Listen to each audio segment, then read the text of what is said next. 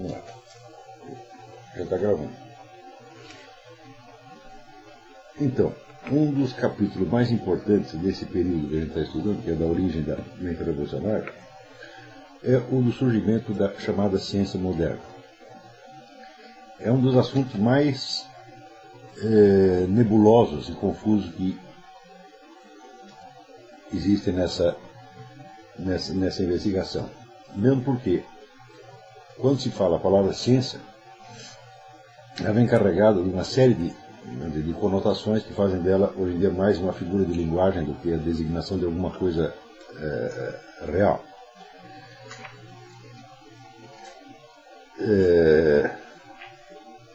Em geral, quando se trata do assunto, todo mundo entende quase automaticamente que houve uma passagem, vamos dizer, de uma certa cosmovisão medieval, da Idade Média, e para um negócio que chama ciência moderna. Esta passagem, vamos dizer, é uma coisa assim tão tida como tão conhecida por todo mundo, isso já se incorporou à cultura popular, ao senso comum, que é uma coisa que todo mundo acha que sabe do que está falando. Certo? A gente vê nesses debates que surgiu sobre ciência, religião, ciência e fé, etc. A ideia de ciência é sempre apresentada como uma coisa que existe, uma atividade perfeitamente caracterizada, e que em si mesma não tem nenhuma ambiguidade, e que, por outro lado, a fé, ou a crença, ou a religião também é uma coisa perfeitamente delineada. As pessoas têm a impressão que sabem do que estão falando. Isso, evidentemente, na cultura popular. Quando você vai para os debates acadêmicos, a coisa é mais mediada, mas, no fim das contas, você vê que falta aos participantes desse tipo de conversação uma consciência realmente clara do que é, do que eles mesmos querem dizer quando dizem ciência. Se nós descascarmos os vários acepções da palavra, que não são só acepções da palavra, são aspectos da própria realidade, como nós estamos falando, nós vamos ver que a noção de ciência ela tem várias camadas. Essas camadas vão aparecendo com o tempo, elas não vêm todas juntas, certo? De modo que a expectativa que as pessoas têm hoje quando se fala de ciência é o resultado de um longo processo de incorporação de outros significados e outras expectativas. Como essa ideia surge, quer dizer, na Grécia com Platão e Aristóteles, então é possível você remontar até o que eles entendiam por ciência, qual era a expectativa que eles formavam com essa ideia. E era, evidentemente, a noção de um conhecimento demonstrativo. Em Aristóteles fica muito claro isso, quando ele separa, por exemplo, o que é uma discussão dialética do que é uma discussão analítica ou demonstrativa. Em dialética você pode fornecer argumentos, mas você não tem a demonstração. O que é essa demonstração? A demonstração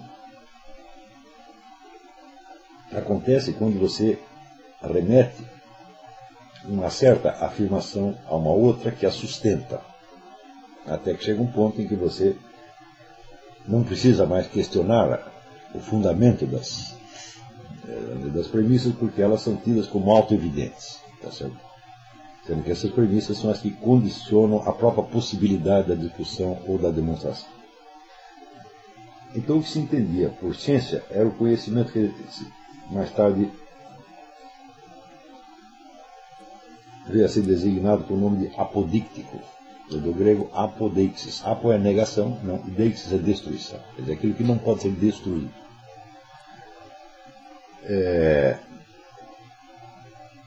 Nós podemos nos perguntar, isso aparece como um mero ideal ou como uma coisa que podia efetivamente ser feita? Quer dizer, era uma noção idealística, de um conhecimento perfeito, ou correspondia a uma série de atividades cognitivas reais, substantivas? Evidentemente correspondia a essas últimas. Para que esse conhecimento então fosse possível, é necessário uma série de condições. Essas condições foram enumeradas de maneira muito clara por Edmund Husserl, né?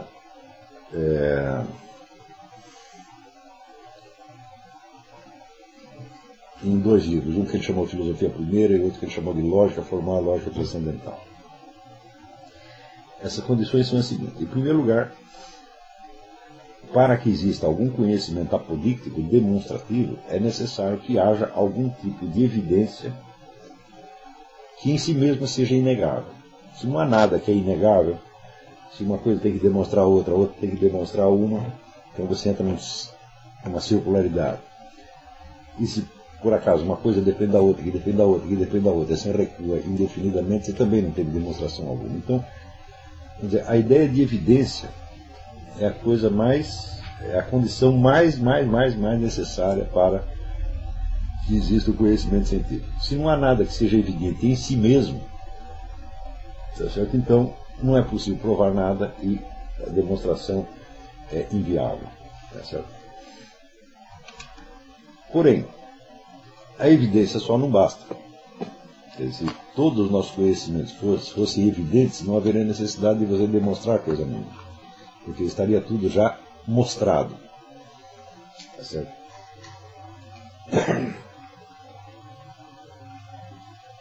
Então você vai ver que toda demonstração, toda discussão, toda tentativa de provar qualquer coisa, remete em última instância a algo que não precisa ser provado, porque já é dado como evidente. Tá certo?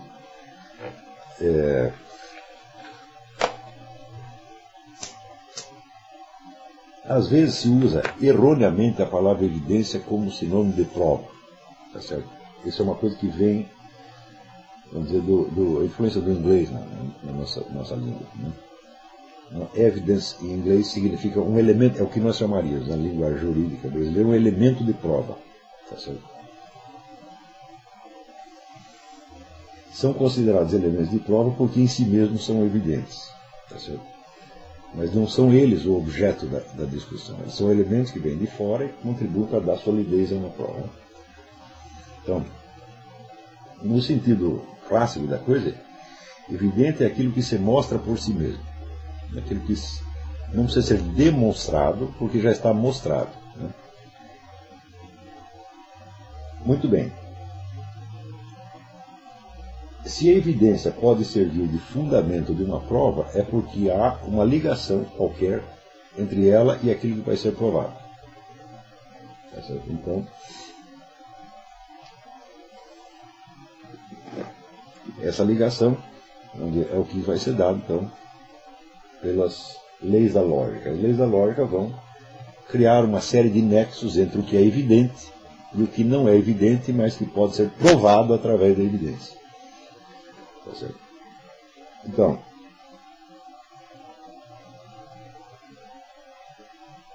a primeira condição é a existência da evidência, a segunda é a possibilidade da prova. E essa possibilidade repousa num nexo entre evidência e a coisa provada. Vamos chamar de nexo evidência-prova. Tá certo? E, em terceiro lugar, é preciso que este nexo seja transferível a outros nexos. Uma coisa é provada através de outra, que por sua vez é provada através da evidência.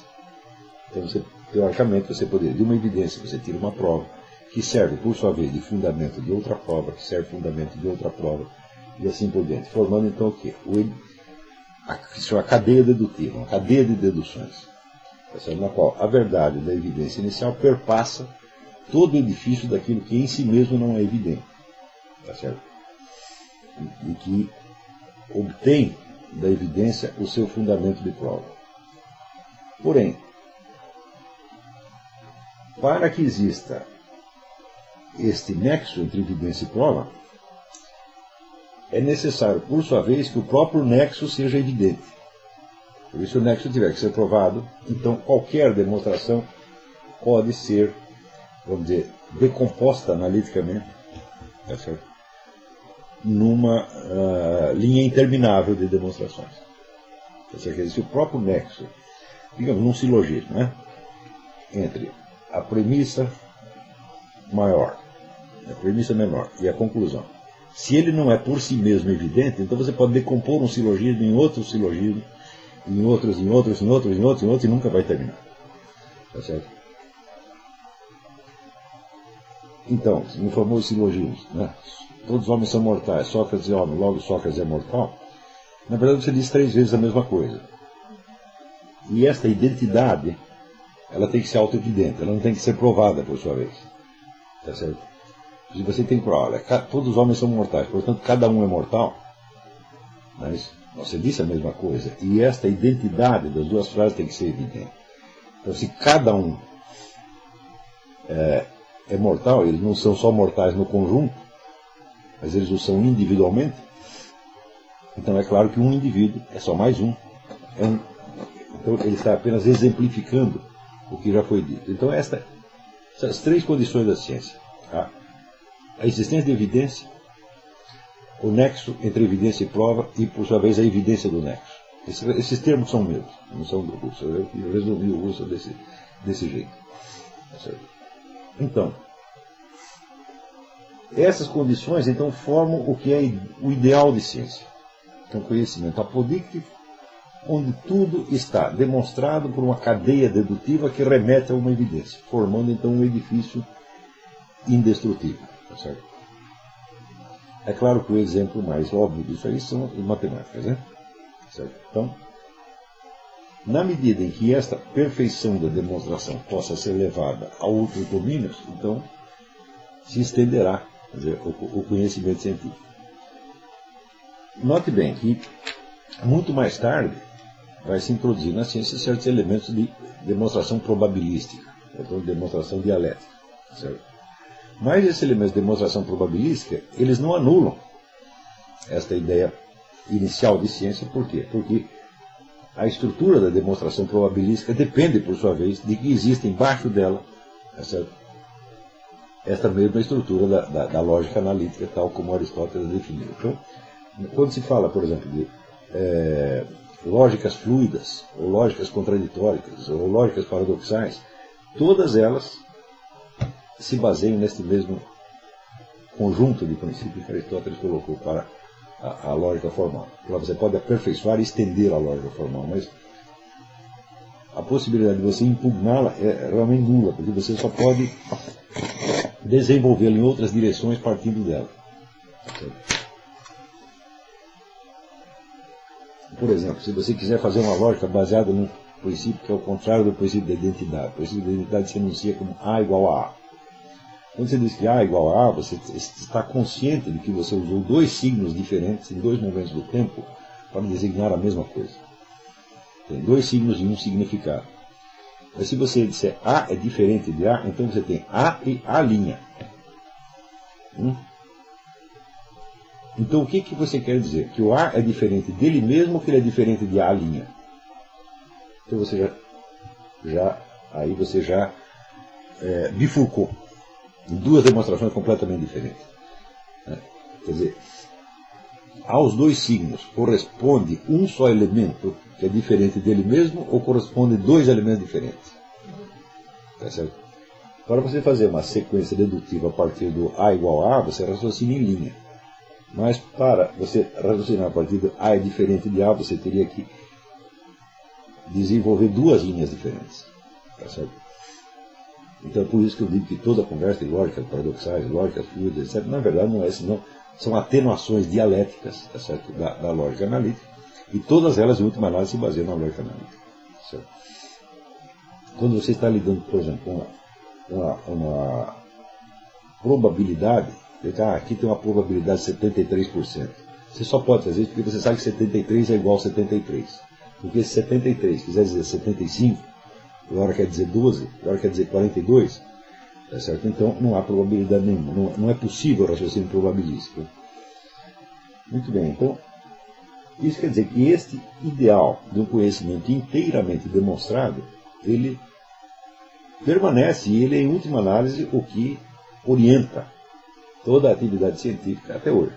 Não quer dizer que este ideal seja perfeitamente realizado em todas as investigações científicas. Muitas vezes você tem muito menos do que isso. Tá certo? Mas, de qualquer modo, é ele que dá a forma do conjunto. Está entendendo? Quer dizer, se você retirar isso aqui, então, o conhecimento científico é um caos. Quer dizer, se você não visa ao conhecimento demonstrativo, mesmo quando você sabe que não pode atingi-lo, então, o edifício científico não tem forma lógica. Tá certo? Então, deixa de ser científico. Não se justifica mais chamá-lo científico de maneira alguma. Tá certo?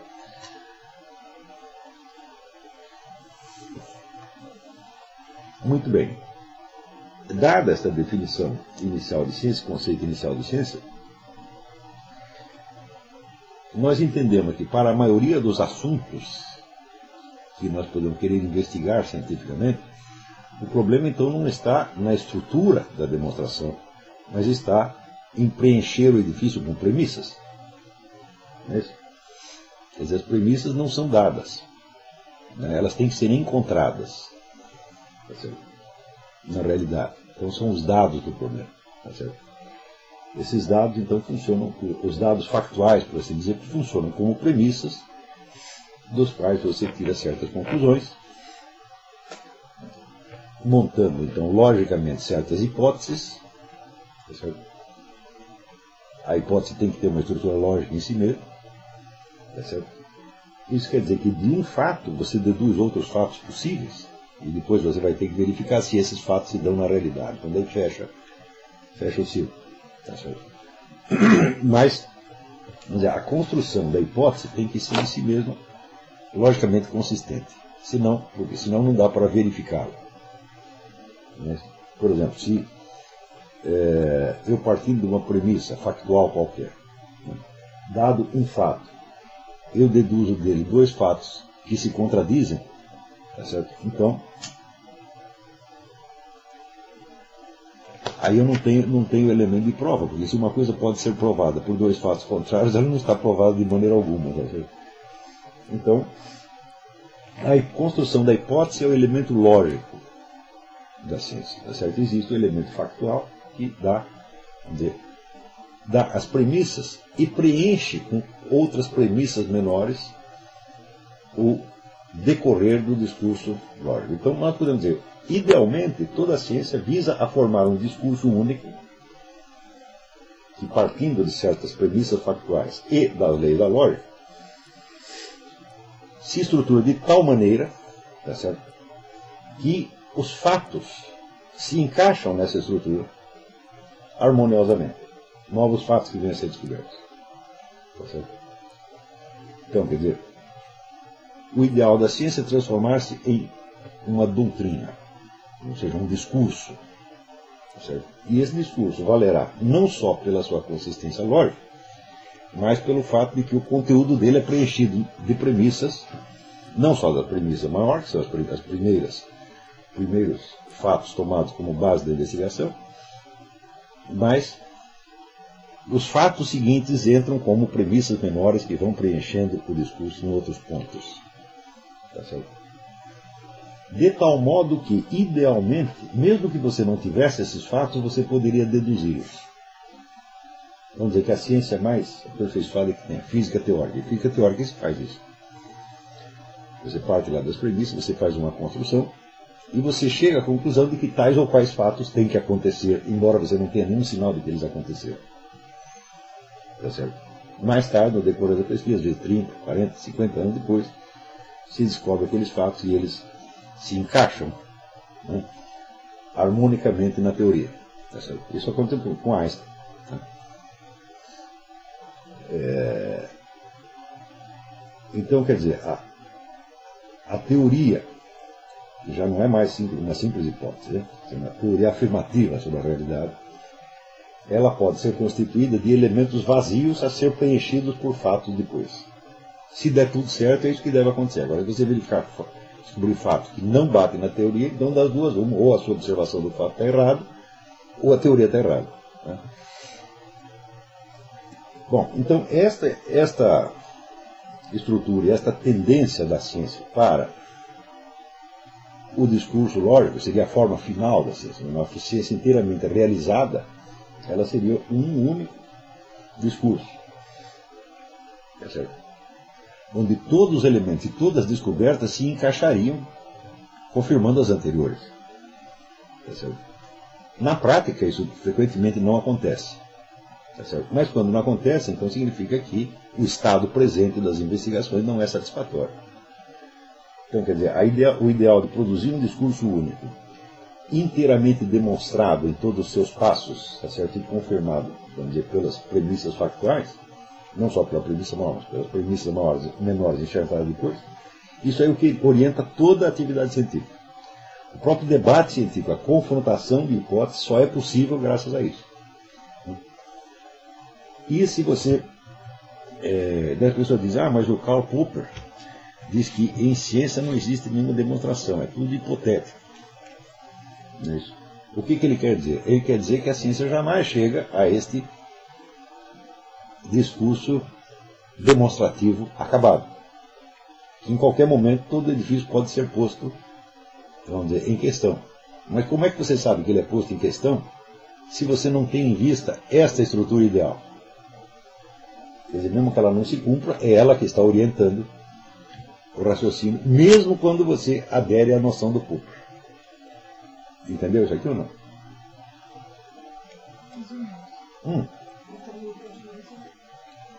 Como é que você, se você está desenvolvendo uma atividade cognitiva, que você mesmo diz que ali é tudo hipotético, que tudo pode ser posto em questão a qualquer momento, então não existe, segundo o Popper, certeza científica, existe somente o estado presente dos conhecimentos. E esse estado presente é aceito por quê? Porque não houve contradição suficiente para abandonar aquelas afirmações tomadas como verdadeiras.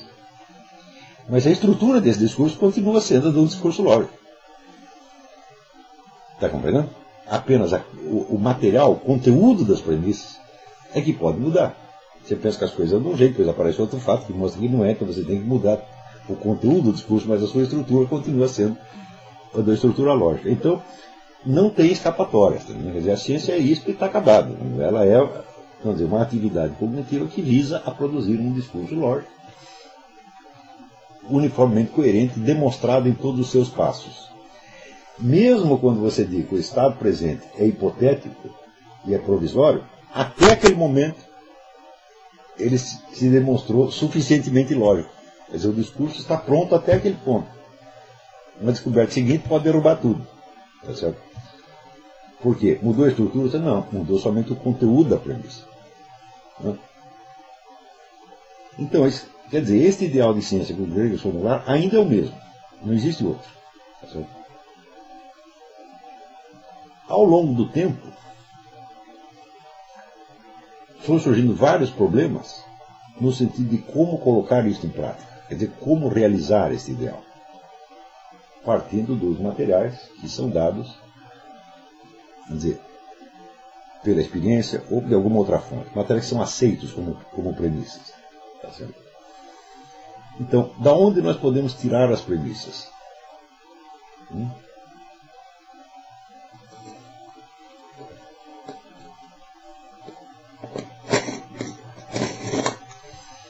Então, vamos dizer, da Antiguidade até a Idade Média, geralmente se aceitou que havia uma série de afirmações gerais, uma série de sentenças gerais, que, embora não pudessem ser, vamos dizer, não fossem matéria factual, mas que eram obtidas por mera dedução analítica, tinham que ser aceitos também como premissas,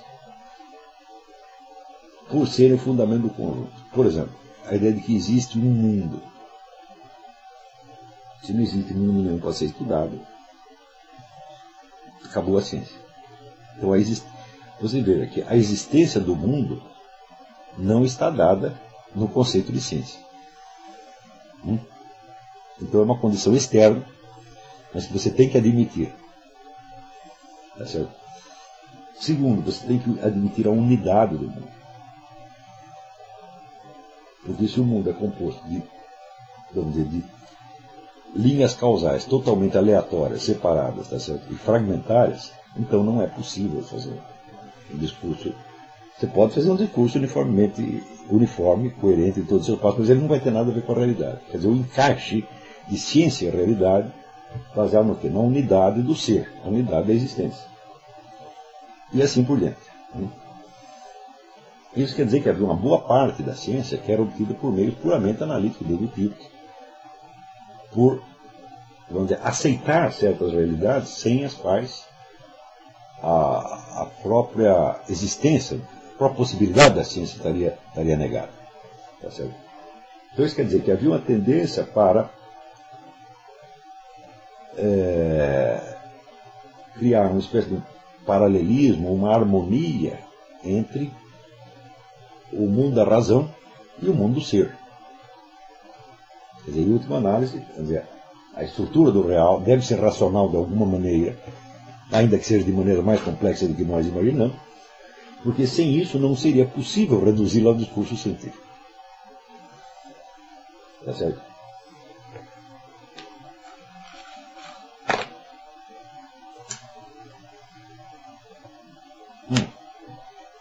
Esta unidade do mundo, por sua vez, supunha a existência de princípios unificadores que sustentavam a unidade do conjunto.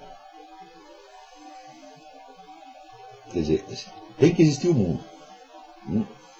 E tem que existir a unidade do mundo. Para que exista a unidade do mundo, é necessário que haja princípios universais que o unifiquem. Porque senão, também não seria possível, tá certo, você desenvolver um discurso racional que coincidisse com a realidade do mundo. Tá certo? Então, todos esses elementos, vamos dizer, necessários para fundamentar a própria possibilidade do exercício científico eram incorporados à ciência. E esse é o JML, o conjunto dessas sentenças que se chamava doutrina metafísica. Metafísica seria o conjunto das condições gerais, o sistema das condições gerais do ser, da existência. Né? Muito bem. É claro que, partindo desses princípios gerais, você podia deduzir muita coisa. Tá certo? Algumas coisas certas, outras coisas erradas. Tá certo?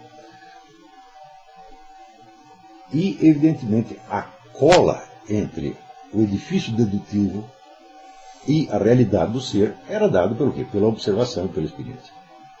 E se uma coisa era desmentida pela experiência, então, ou você conclui errado, ou a premissa está falsa, alguma coisa assim. Muito bem. Isso quer dizer que, desde os princípios gerais do universo até as últimas observações factuais de detalhe, certo? Tudo isso era visto como uma unidade. Tá certo? Se você observa, por exemplo, o gênero literário característico da Idade Média, que são as sumas. Tá certo? Santo Tomás de Aquino escreveu uma suma, Santo Alberto Magno escreveu uma suma, um monte de Alexandre de Alves escreveu uma suma. Então, era o gênero universitário por excelência. O que é uma suma? É um escrito que, partindo dos primeiros princípios, tá certo? Vai tirando deduções, tá certo? E esclarecendo as dificuldades até chegar aos últimos detalhes. Tá certo? Claro que nunca chegava aos últimos detalhes, mas era um processo que ia afunilando, ia do universal para o particular. Tá certo? Vamos dizer, a observação da realidade entrava ali, tá certo? Mas ela entrava como um complemento do edifício dedutivo. Ela entrava só para confirmar certos pontos. Né? Muito bem. Em contraste com isso, aparece depois o que se chama ciência moderna. Tá certo? A ciência moderna ela faz o seguinte: ela abdica de qualquer investigação metafísica e parte do negócio que ela chama fatos. Os fatos é aquilo que são dados que são acessíveis aos sentidos.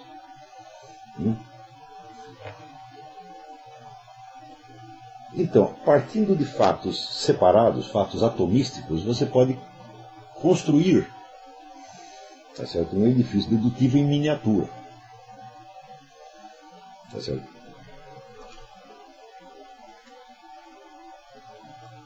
Sem você ter que remontar até os primeiros princípios ou chegar até as últimas consequências. Esses fatos, por sua vez, eles tinham que ser selecionados de modo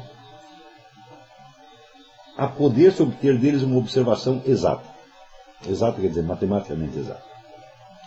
Então isso quer dizer aí que a observação e medição dos detalhes se torna muito mais importante do que a coerência inteira do edifício.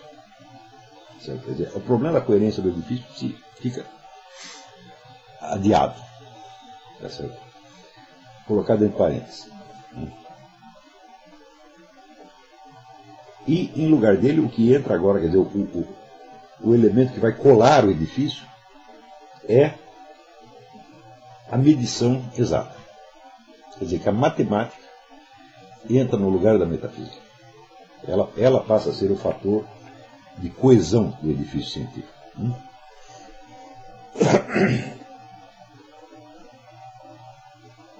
Então, de cara, você vê que tudo aquilo que não for matematizável tem que ser excluído do campo de observação.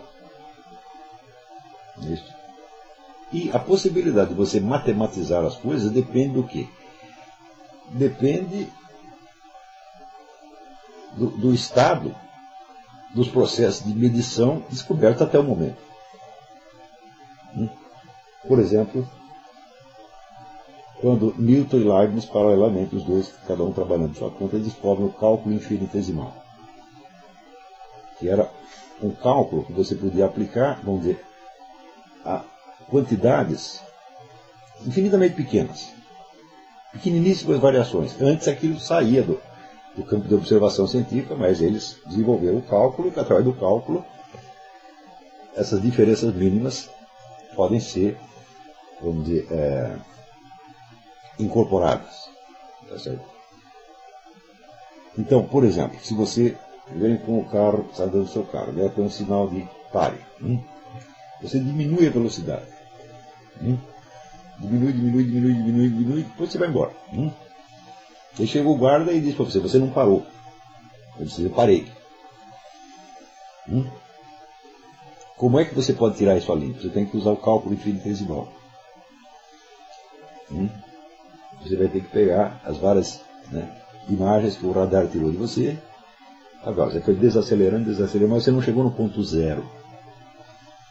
Faltou quase 0,00000. Mas não estava parado. Está entendendo? Isso aí, por exemplo, para os cientistas da Renascença era impossível de resolver uma coisa dessa. Mas depois de Leibniz e Newton se tornou possível. Hoje em dia, a ciência depende de cálculo em quase tudo. Quer dizer que o cálculo ampliou a possibilidade de medição quase que ilimitadamente, tornando possível estudar cientificamente coisas que antes Galileu não poderia ter estudado.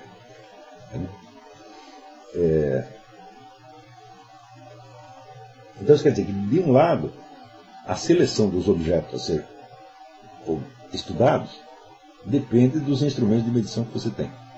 Ou seja, depende de um fator que não tem nada a ver com esses objetos, mas tem a ver com a sua possibilidade. Então, de cara, a seleção dos objetos já se torna inteiramente subjetiva. Não é isso?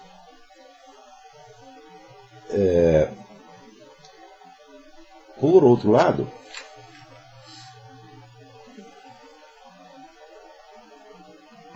esses objetos têm que ser selecionados também em vista do que você pretende estudar. Como é que você unifica um campo de objetos, quer dizer, para torná-los objetos, para torná-los alvos de um certo estudo? Você vai partir da hipótese de que esses objetos formam um campo unificado, regido por algum princípio ou lei subjacente. E daí você seleciona os objetos, tá certo? Conforme esta coerência suposta. Tá entendendo? Quer dizer, existe um forte elemento tautológico. Tautológico é você dizer duas vezes a mesma coisa. Quer dizer, nós fazemos a hipótese de que tais ou tais objetos formam um campo unificado porque são regidos por um princípio comum, em seguida selecionamos os objetos conforme eles pareçam entrar dentro desse princípio comum. Às vezes não entra, claro, porque falhou a seleção. Tá certo? Mas isso quer dizer que os objetos científicos são sempre selecionados segundo a hipótese prévia. Essa seleção tem que obedecer a dois critérios. Primeiro, os objetos têm que ser mensuráveis. Segundo, a amplitude do campo é determinada pela hipótese prévia. Então, a coisa tem que dar certo. Só dá errado se você se enganar de objeto. Está compreendendo? Quer dizer, se você escolheu os objetos perfeitamente de acordo com a sua hipótese, eles têm que confirmar essa hipótese. Se eles não confirmarem, é porque ou a hipótese está errada, tá certo? Ou você escolheu o objeto errado e tem que fazer a experiência de novo. E terceira diferença que se introduz aí. Francis Bacon, que foi um dos primeiros camaradas que formularam o método científico atual, ele era de profissão, ele era juiz de instrução. Juiz de instrução equivale a um delegado de polícia. No Brasil, por exemplo, os juízes não fazem investigação, eles não podem investigar, quem investiga é a polícia. Mas, na Inglaterra, na época, a investigação. Aí, em vários países, na França, existe ainda a figura do juiz de instrução, que é o juiz que preside a investigação. Então, ele, com a sua experiência, ele dizia o seguinte: as pessoas, os criminosos jamais confessam. Tá certo? E as testemunhas não dizem, não entregam tudo para você. Você tem que espremer os bichos para que eles digam. Tá certo? Então você tem que forçá-los, espremê-los e colocá-los em posições desconfortáveis para que eles deem o serviço. E ele achou que o mesmo princípio se aplicava à natureza. Era algo que o próprio Galileu já tinha feito, mas o Galileu não formulou isso como método, assim, claramente, né? O Bacon que equacionou isso aí. Então significa o seguinte: ele diz que os nexos, as relações naturais se mostram com mais evidência, com mais clareza, quando você faz os objetos entrarem em relações antinaturais ou não naturais. Então você cria uma situação que não existe na natureza. Tá certo? Agora que, por contraste ou por aproximação, né, a natureza se revela. Tá certo? Então isso quer dizer, o seu campo de observação está recortado por 3 elementos que não vêm da natureza. Primeiro, os seus meios de medição. Segundo, a hipótese que determina a amplitude do campo. Terceiro, a possibilidade que você tem de criar um experimento não natural ou antinatural. Tudo isso não está dado no objeto, isso é a condição humana. Está entendendo? Então, à medida que essa ciência obtém alguns resultados, eu sinceramente não vejo como poderia não obtê-los, porque já foi tudo montado para que desse certo, né? Você vê que o Galileu, ele praticava já isso, mas ele não estava muito consciente do que ele estava fazendo, porque ele dizia o seguinte: eu não finjo hipóteses, eu não invento hipóteses. Quando você vai ver, ele está inventando hipóteses o tempo todo. Por exemplo, ele inventa plano inclinado sem atrito. Não pode existir plano inclinado sem atrito. Quando tem uma coisa rolando na outra, vai ter algum atrito. Mas ele inventa, então é uma situação extranatural. Tá certo? Agora, o Bacon já afirma claramente que tem que criar uma situação não natural, ou extranatural, ou antinatural. Então isso quer dizer, o campo de observação da ciência, né, agora ele já não é mais a totalidade do universo, ele já não é mais a natureza como ela se apresenta. Você tem uma tripla seleção, o que reduz formidavelmente o campo de observação, tá certo? E ao mesmo tempo aumenta o controle que o estudioso, o cientista, tem sobre os vários passos da organização, da investigação. Que está tudo contado, pesado e medido. Certo? Então, isso aí, é claro, cria um tipo de ciência completamente diferente do que havia antes. Tá certo? Então, é isso que nós entendemos hoje por ciência. A ciência que é praticada de acordo com essas 3 seleções. Só que, na maior parte dos casos, os praticantes disso não estão conscientes de que há esta seleção. Eles acreditam que eles estão estudando a natureza, ou o mundo. E não estão. Eles estão estudando recortes pré-selecionados, extremamente limitados, e já selecionados para facilitar o nexo, vamos dizer, entre a premissa e a conclusão final. Então é como se você já montasse, vamos dizer, toda uma hipótese e depois você seleciona os objetos para se encaixar nessa hipótese. Né? E mesmo assim pode falhar, porque tem hipóteses que não funcionam, é claro. Quando a hipótese funciona, você diz, está certo. Até um certo ponto se acreditava que quando se chegou nesse ponto, você tem a certeza científica. Como isso não se verificou, surge mais tarde o método Popper. Ou seja, nós não temos certeza científica, temos apenas o estado presente dos conhecimentos. Mas o processo continua o mesmo, né? Bom, como isso aí dá uma série de resultados,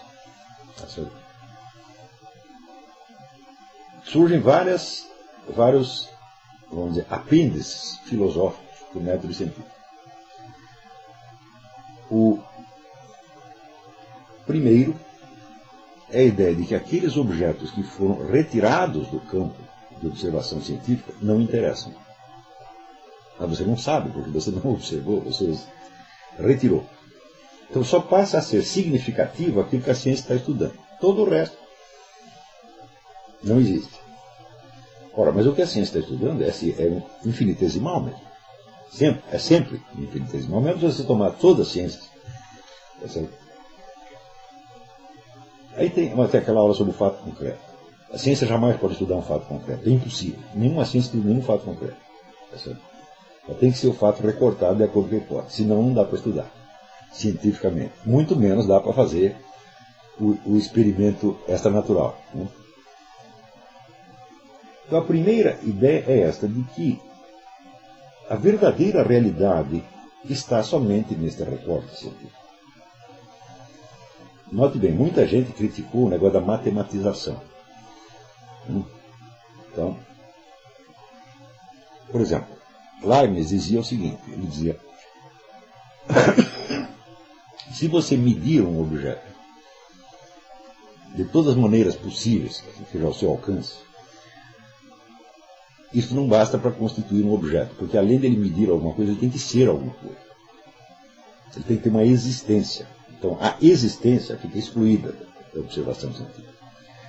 Segundo elemento, o tamanho absoluto das coisas fica fora da observação científica. Você só pode haver o tamanho relativo, a comparação entre uma coisa e outra.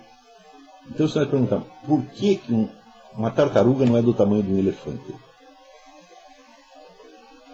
Isso não pode ser investigado cientificamente de maneira alguma. Ou seja, as medidas reais do cosmos não podem ser objeto de investigação. Só as medidas relativas.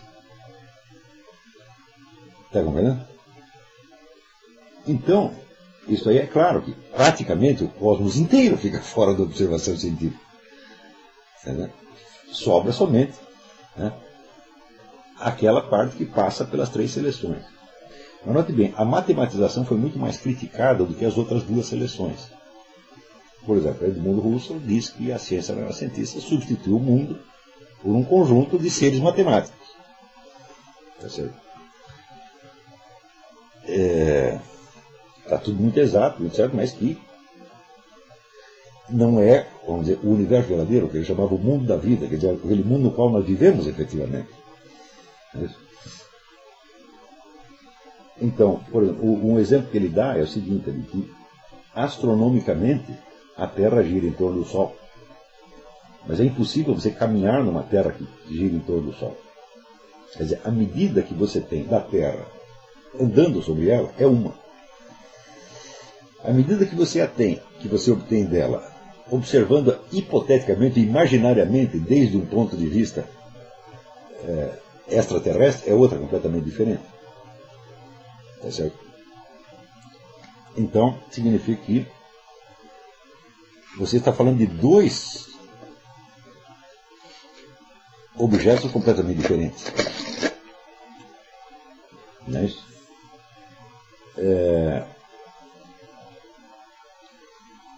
Newton, para poder fazer as observações dele, ele separa, vamos dizer, as qualidades dos objetos em qualidades primárias e secundárias. E qual que ele coloca como primárias? As mensuráveis. Por que primárias? A primeira coisa que lhe aparece de um objeto não é as medidas dele, mas é a presença dele, a presença física real dele, com as demais qualidades com que ele se diferencia dos demais objetos. Não é isso? E que corresponde às famosas categorias de Aristóteles. Né? a essência, a quantidade, qualidade, posição, etc, etc, etc. Não é nada disso para Newton é primário. Primário é o que pode ser medido. Então isso quer dizer que o princípio de seleção adotado pela ciência física, que é um princípio inteiramente subjetivo e da conveniência do observador, passa a ser tomado como se fosse a própria estrutura do universo. Está entendendo? Então,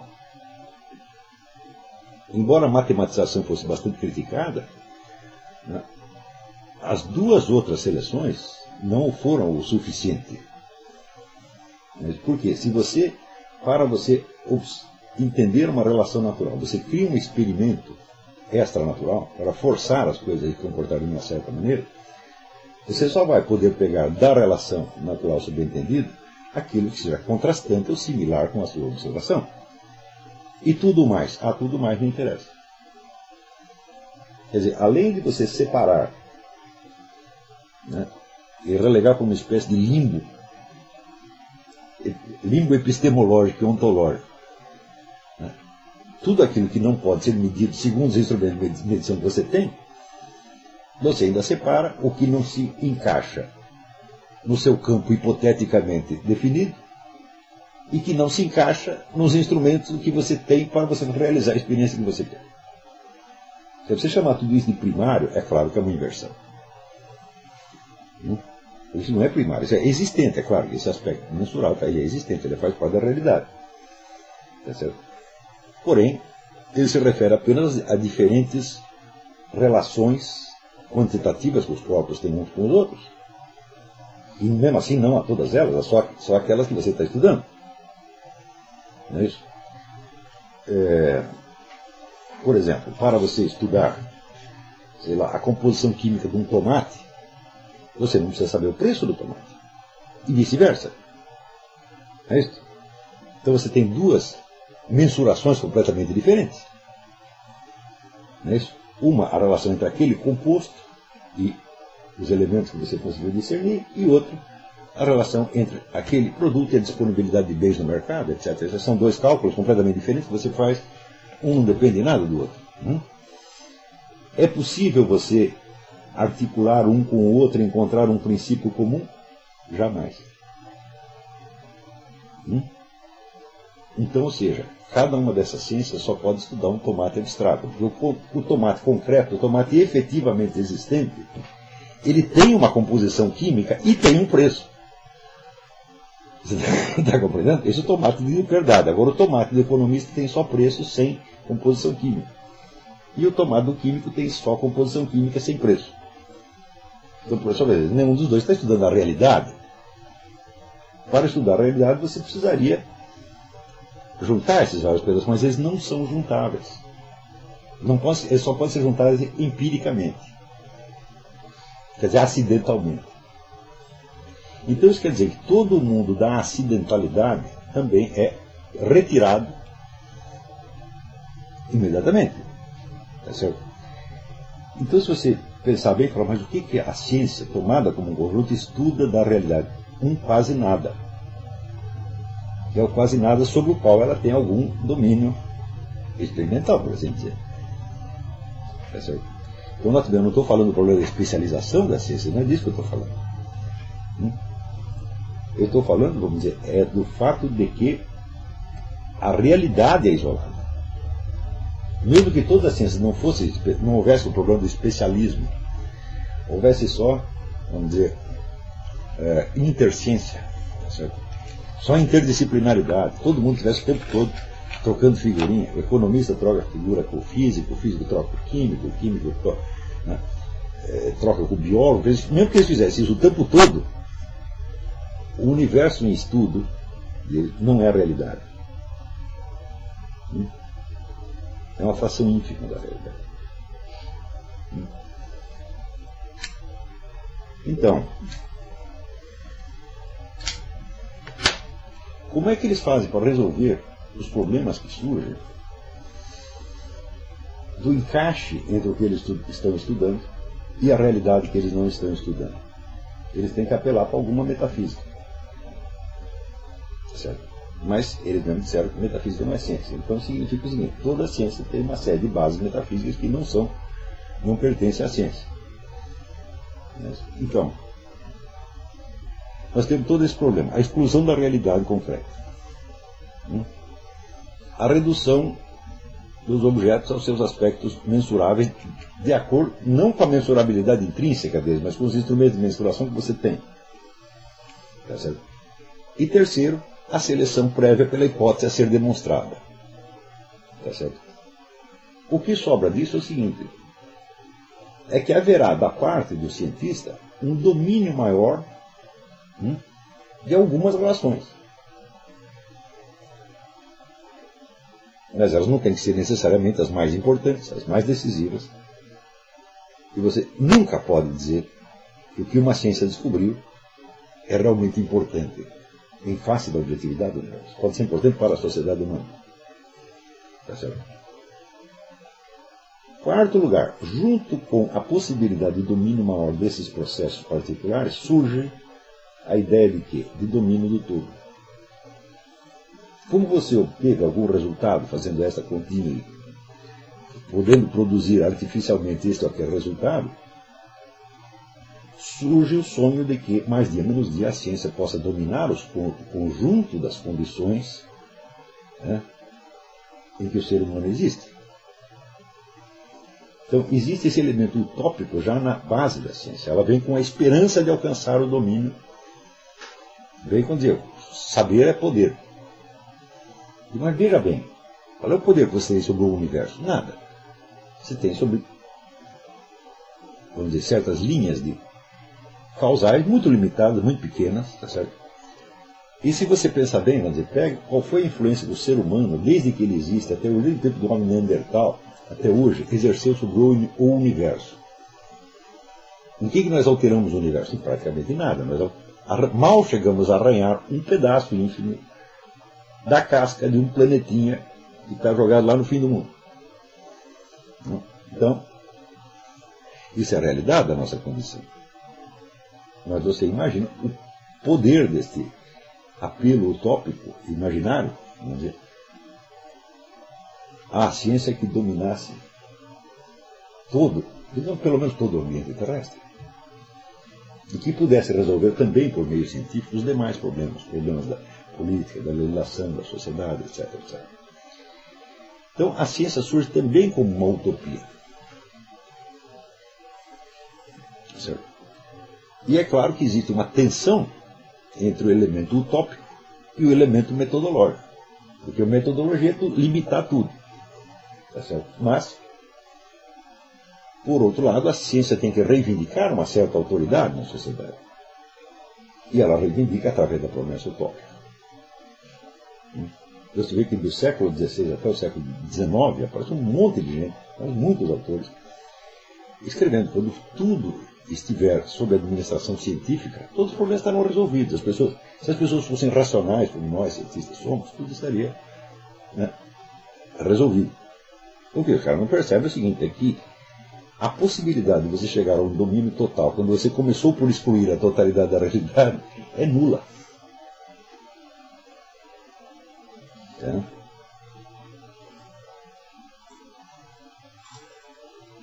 E ainda tem um outro elemento aí. Eu descrevi duas etapas da ciência por alto, né? Uma, quer dizer, a concepção medieval, né, que era altamente dedutiva, e na qual a observação entrava como elemento, mas como elemento auxiliar dentro do conjunto dedutivo, e no qual não havia, vamos dizer, o experimento extranatural. Se observava a natureza tal como ela se apresentava. Né? E outro lado da ciência moderna, com a matematização, com a seleção pela hipótese, etc, etc, etc. Tudo esse. E com o utopismo aí também no meio. Né? Então, ainda que não sabendo explicar como eu expliquei, todo mundo acredita que sabe o que é ciência medieval, o que é ciência moderna. Né? E eles acreditam que nós passamos de uma coisa para outra, mas acontece que a passagem não foi direta. Houve um intermédio. Como se começou, vamos dizer, a minar o edifício da ciência medieval? O que houve em primeiro lugar vamos dizer, foi uma efusão de conhecimentos de natureza ocultista, mágica, alquímica, etc, etc, etc. Esses conhecimentos não formavam um sistema. É impossível você reduzir, por exemplo, a alquimia a um corpo coerente de regras. Tá certo? Esses conhecimentos eram fragmentários e se constituíam de milhões de observações. Então, né, fórmulas mágicas, amuletos, predições astrológicas. Se você pegar só a astrologia, vamos dizer, a profusão de regras diferentes que tem na astrologia, que é impossível você reduzir a um corpo coerente. Né? Então, por exemplo, o século XVI, que é o surgimento da ciência moderna, é o grande século da astrologia. Né? E praticamente todas as pessoas envolvidas no surgimento da ciência, todas acreditavam em astrologia de uma maneira ou de outra. E a difusão da astrologia contribuía para lançar, vamos dizer, da astrologia, da alquimia, da magia, etc., contribuía para lançar o caos no edifício doutrinal medieval. Porque, de um lado, você tinha um edifício bastante lógico, coerente, defensável em todos os seus elementos, e é importante saber isso, um edifício que se sustenta em toda a confrontação com se você pegar o que a ciência moderna efetivamente descobriu em todas as áreas, esse edifício escolástico ainda se sustenta em face disso. Ele não derrubou nada. Derrubou elementos, assim, digamos, de secundários. Né? Mas, vamos dizer, até hoje, alguns dos melhores filósofos da ciência são escolásticos, de algum modo. Né?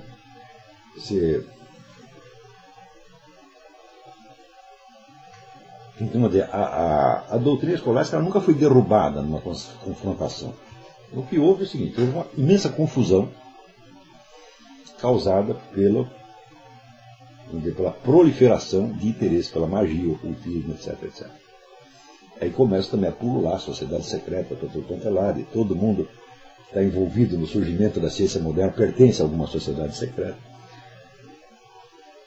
E quando se chega à etapa seguinte, quando a ciência, a comunidade científica, já não tem que entrar em briga direto com o establishment escolástico, por quê? Porque passava a dominar as academias. Né? Os escolásticos dominavam as universidades, né? Até uma certa época. Então, o pessoal científico era mais ou menos de fora da universidade. Né? Descartes, o próprio Bacon, não eram pessoas da universidade. Eram intelectuais palacianos, eram pessoas ou da nobreza ou protegidas pela nobreza. Né? Nessa mesma época, os reis, que estão interessados em se desvincular do Império Sacro Império Romano Germânico e se constituir como nações, como governantes independentes, eles subsidiam e ajudam esses novos intelectuais que aparecem, tanto os humanistas quanto os científicos. Né? Então, os chamados humanistas começam a desenterrar textos antigos de literatura, de história, etc., etc., e fomentar o uso das línguas nacionais, então, já quebrando a unidade do diálogo internacional escolástico, né? Criando novos padrões de gosto estético, que feriam claramente, vamos dizer, a moral da igreja. Né? E, por outro lado, vamos dizer, este florescimento esse florescimento anormal da alquimia, magia, ocultismo, etc., etc., cria uma confusão dos demônios. Tá certo? Em grande parte, o material dessas ciências ocultas vinha sob uma fórmula literária, um gênero literário, que era, por assim dizer, o oposto simétrico das sumas. Eram os chamados livros de segredos da natureza. Havia milhares desses livros. E esses livros constituíam-se de milhares de observações esparsas sobre mil e uma coisas diferentes. Mas muitas dessas observações altamente pertinentes. Conferiam com a realidade, e algumas realmente importantes. Né?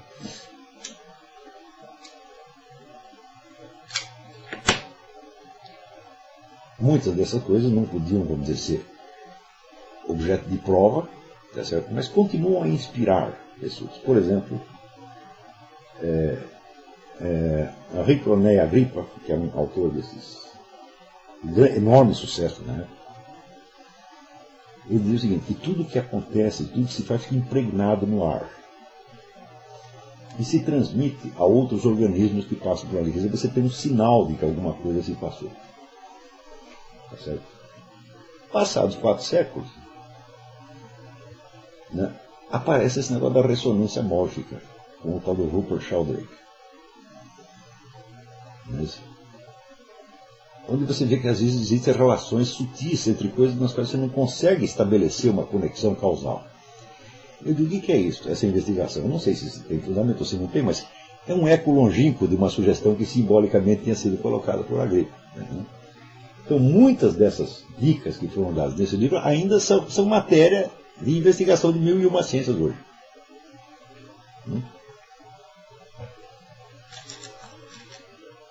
Quando, entre o século XVIII e o XIX, não só, vamos dizer, a ciência já conseguiu, os cientistas já conseguiram uma posição nas universidades, estão mais ou menos por cima, tá certo? E os já praticamente não há mais escolásticos, né?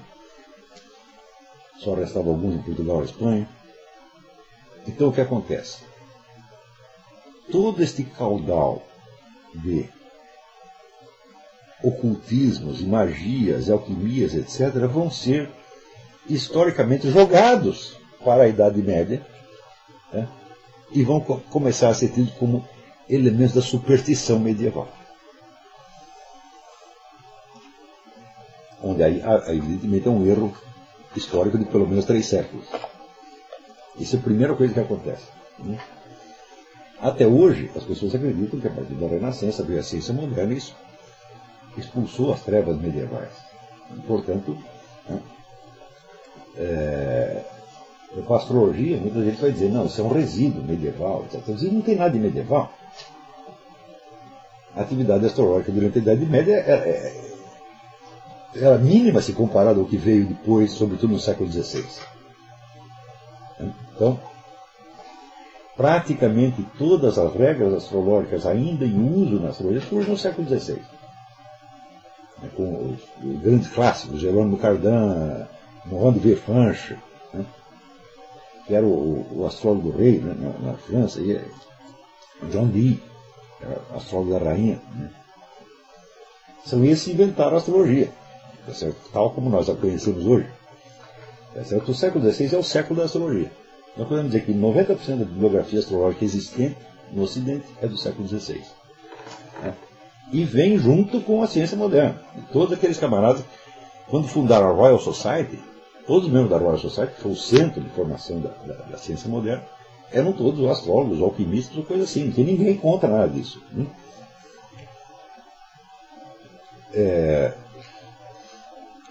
Por volta do século XVIII, todas essas crendices que tinham contribuído para minar o edifício medieval são retroativamente chutadas para a Idade Média, e nós acreditamos que a ciência moderna surgiu de um súbito florescimento da razão e das luzes contra as trevas e a superstição medieval. Então, isso é uma falsificação total da ciência. E este é um mito que está na cabeça de todo mundo. As pessoas acreditam nisso assim, piamente e espontaneamente, elas nem sabem de onde ouviram falar isso aí. E não são só pessoas ignorantes que acreditam nisso. Veja, pessoas que estão estudando este processo, esse mesmo que eu estou estudando, não com a amplitude que eu estou fazendo, mas em um ponto ou outro, elas ainda acreditam que ciência moderna é uma noção unívoca. Por exemplo, a Frances Yates, que estudou, vamos dizer, ela praticamente só estudou esse período. Ela falou, né, o iluminismo Rosa Cruz, Giordano Bruno, etc. Tudo isso aí é ou a última etapa da Idade Média ou já é Renascimento. Né? Então,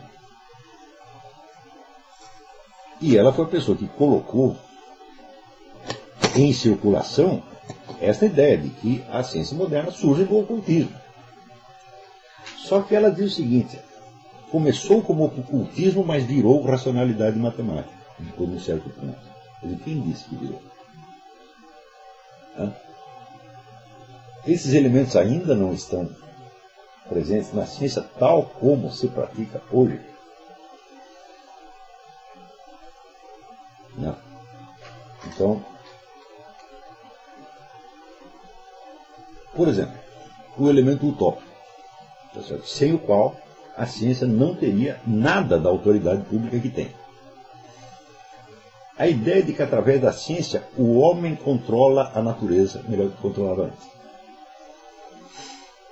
Você percebe dizer, o homem controla a natureza, ou aumentou o poder do homem sobre a natureza, são figuras de linguagem. Porque qual homem? E o que você quer dizer com natureza? Com natureza você quer dizer aquele campo limitado de coisas que você mesmo selecionou para isso. Então você domina certos processos particulares. E através desses processos particulares, uns homens dominam os outros. Não aumenta o poder do homem sobre a natureza, mas aumenta o poder de uns homens sobre outros. Está entendendo? Esta ideia de aumentar o poder sobre a natureza, ela está presente na cabeça de tudo quanto é cientista no mundo.